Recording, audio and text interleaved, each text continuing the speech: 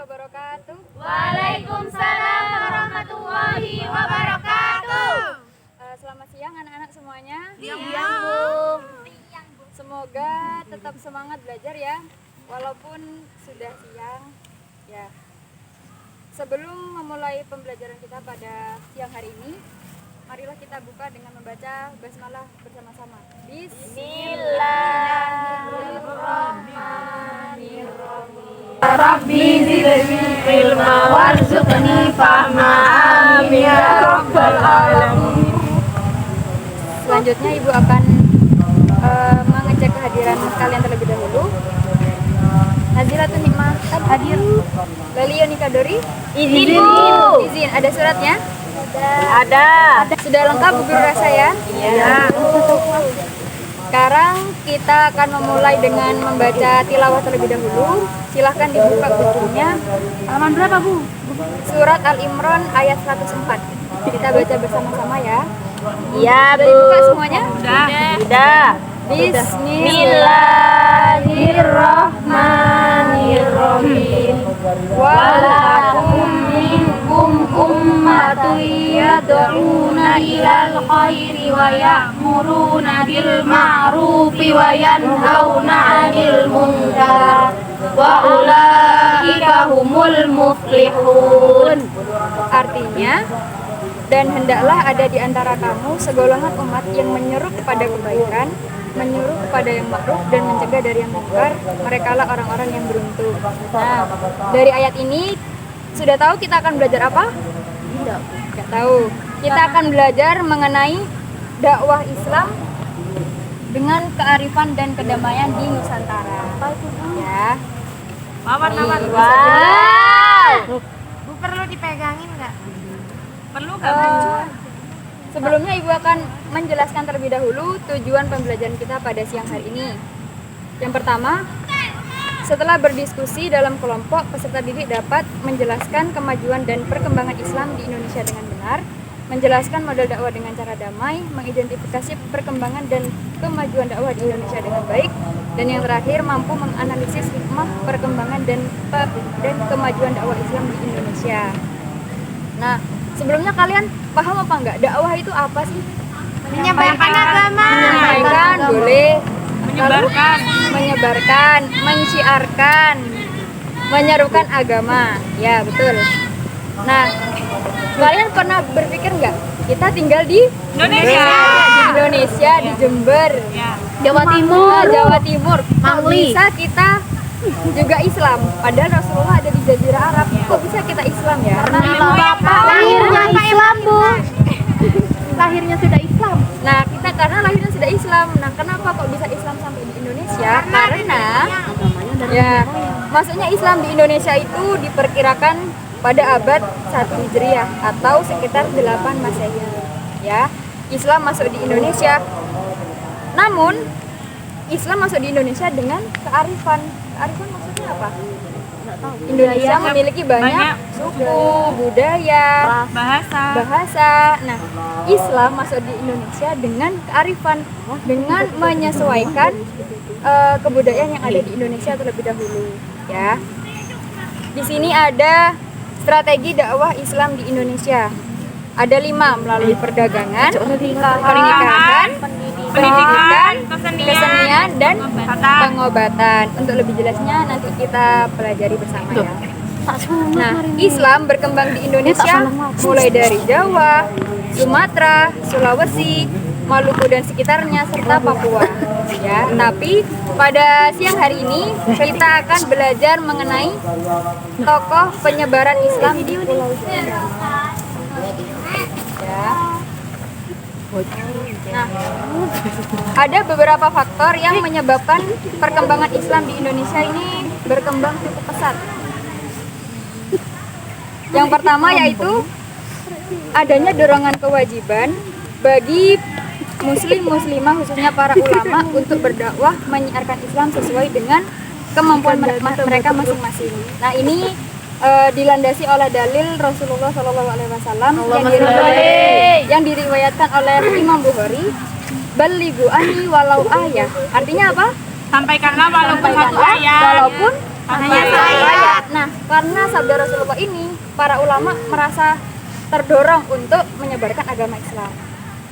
Dan yang kedua yaitu adanya kesungguhan hati dan keuletan para juru dakwah untuk berdakwah kepada tetangganya, saudaranya, serta masyarakat yang di sekitarnya sesuai dengan dalil dalam Al-Quran surat An-Nahl ayat 125 yaitu Bismillahirrahmanirrahim Ud'u ila sabili rabbika bil hikmati wal mau'izatil hasanati wajadilhum billati hiya ahsan. Artinya, serulah manusia kepada jalan Tuhanmu dengan hikmah dan pelajaran yang baik dan bantahlah mereka dengan cara yang baik. Nah, dari ayat dan hadis inilah penyebaran Islam dilakukan secara pesat ya, berkembang secara pesat. Kemudian yang ketiga yaitu syarat Islam mudah. Syarat masuk Islam itu apa? Syahadat. Membaca 2 kalimat syahadat. Kemudian ajaran Islam dapat diterima dengan baik, dengan mudah. Oleh karena itu masyarakat cepat menerima agama Islam. Yang keempat yaitu adanya persamaan hak. Semua yang telah masuk Islam tidak ada kasta di dalamnya. Semua manusia derajatnya sama. Dan yang terakhir, raja Islam ikut berdakwah. Nah, ketika raja di suatu daerah itu sudah Islam, maka secara tidak langsung masyarakatnya akan Islam. Ya betul. Dari sini apakah ada yang ditanyakan?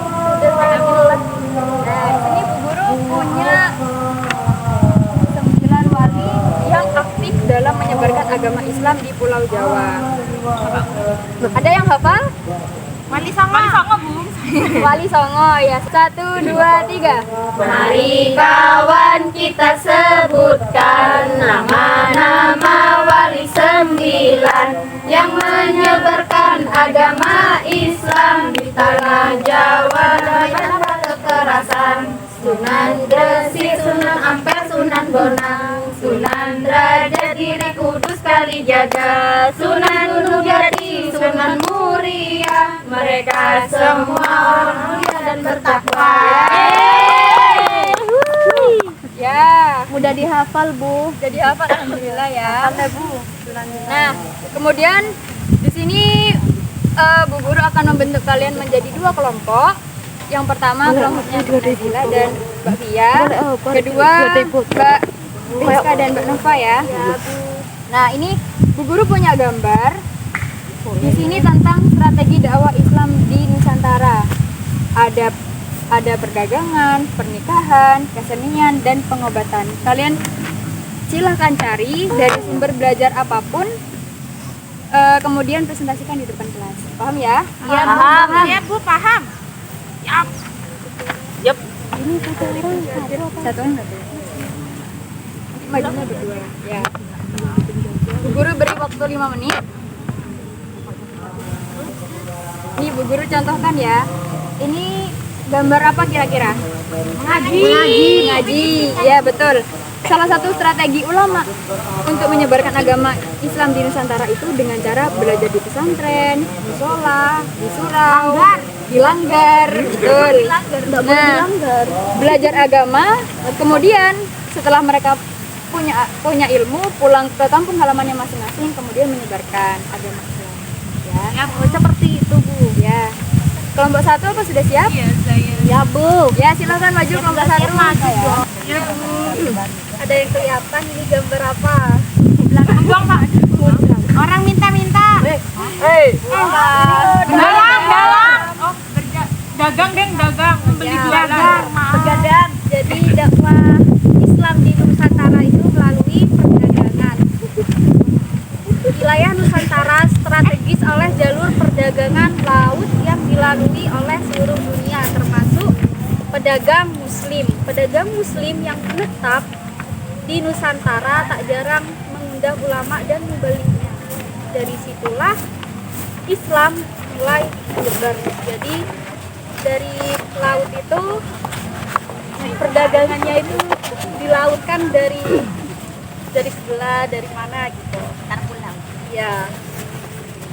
Itu sambil dakwah. Lalu ada gambar yang kedua, ada yang tahu nggak ini gambar apa? Pernikahan di ini. Firaun kipasan. Kalau pernikahan kamu. Itu loh Bu, ada gini-gini ada dayangnya. Tapi itu Bu. Ya. Firaun kipasan. Mbak Rizka. Ini strategi dakwah Islam di Nusantara melalui pernikahan. Pedagang muslim yang bersinergi dalam kehidupan masyarakat, berkepribadian baik sehingga penguasa lokal tertarik untuk menikahkan anak gadis mereka, akan tetapi harus menjadi muslim terlebih dahulu. Dari sinilah penyebaran Islam menjadi lebih mudah. Teman-teman, ada yang pernah lihat wayang kulit gak? Pernah. Enggak pernah. Nah, ini saya di TV, Bu. Iya Bu, dari lihat perempuan jahanam. Oh ya gue tidak. Nah, di sini ada salah satu contoh strategi dakwah Islam di Indonesia di Nusantara melalui kesenian. Masyarakat telah Indonesia memiliki budaya maupun kesenian, contohnya wayang kulit. Ceritanya pewayangan yang ditampilkan dimodifikasi dengan nilai Islam, dengan begitu ajaran Islam sampai di Obat. Tebib. Ada yang tahu ini gambar Sowo di Sowo. Di Sowo, Bu. Di Sowo itu. Mbak Dukun. Nah, ini yaitu melalui pengobatan masyarakat yang telah Islam menyebarkan Islam melalui pengobatan herbal dan doa para pemuka agama. Dan sesuai pengobatan dan merasakan pengaruhnya, maka masyarakat dan para raja pun masuk Islam. Diobatin apa, Bu? Paracetamol kah? Ya, pakai ramuan tradisional. Jahe, kunir-kunyit. Sampai sini bisa dipahami? Bisa, sangat bisa ya. Nah, sampai sini ada yang ditanyakan? Tidak, Bu. Sudah paham. Sudah paham ya, insya Allah ya. Nah, di sini Bu Guru punya satu pertanyaan yang bisa maju ke depan ya.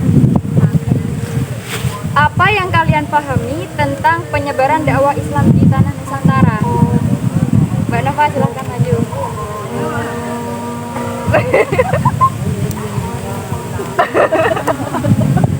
Apa Bu pertanyaannya, bisa diulang? Apa yang kamu pahami tentang penyebaran dakwah Islam di tanah Nusantara? penyebaran Islam di Nusantara itu sangat damai gitu. Jadi mudah diterima oleh masyarakat Indonesia. Ya, tepuk tangan untuk Mbak Nova. Mbak Nova. Aduh. Ini dibagikan buat teman-temannya juga ya. Dibagikan soalnya semuanya semangat ya. Ya mungkin itu yang dapat Bu Guru sampaikan. Untuk tugasnya kalian membuat setiap orang memilih satu dari 9 wali songo, kemudian tuliskan biografi dari wali songo ini ya. Riwayat hidupnya, kemudian bagaimana peran beliau dalam dakwah di Nusantara ya. Setiap orang nggak boleh sama, kecuali kan jumlahnya 16, berarti satu orang boleh dua orang boleh satu tokoh ya, paham? Kemudian silahkan diupload di media sosial kalian masing-masing dan dicetak kemudian kumpulkan minggu depan ya. Siap. Ya, kesimpulannya penyebaran dakwah di Islam di Nusantara itu dapat berkembang pesat atas bantuan ulama, yaitu wali songo khususnya di Pulau Jawa ya. Untuk lebih jelasnya kita akan belajar minggu depan tentang penyebaran Islam di Jawa, Sumatera, Maluku, dan lain sebagainya. Itu ya. Mungkin cukup itu yang dapat Bu Guru sampaikan. Bu Guru punya satu pesan. Fi ayyi ardin nato wa nahnu mas'ulun an Islam. Artinya, dimanapun kita berpijak, kita itu bertanggung jawab atas keislamannya. Ya? Iya, Bu. Paham sampai sini? Ya, kalian kan sudah SMA, sebentar lagi terjun ke masyarakat. Jadi harus mulai bisa berdakwah. Berdakwah tidak harus pakai omongan, pakai di masjid gitu, enggak. Kalian dengan perbuatan itu bisa juga dakwah untuk orang lain. Mencontoh, Mbak Farah sholat tahajud terus, aku Masya juga harus Allah. gitu ya. Tapi Bu mitos itu. Ya, paham ya. Baiklah, marilah kita akhiri pertemuan kita pada siang hari ini dengan kafaratul majlis. Allahumma wa bihamdika asyhadu an la ilaha illa anta astaghfiruka wa atubu ilaik.